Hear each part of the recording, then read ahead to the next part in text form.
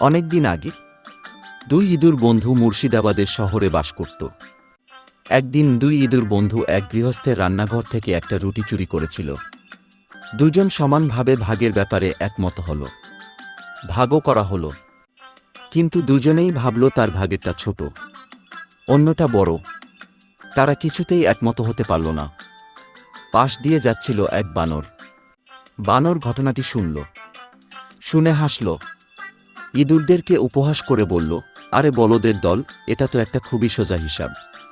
তোদের মাথায় বুদ্ধি কম, তাই তোরা এর সমাধান করতে পারছিস না। এত বড় জ্ঞানীর দেখা পেয়ে ইঁদুরদ্বয় ভাবল হতে পারে। তারা বানরকে খুব করে অনুরোধ করল রুটিটা সমান ভাগে ভাগ করে দিতে। বানর রুটির বড় অংশ থেকে এক টুকরো খেয়ে দেখে এটা ছোট হয়ে গেছে।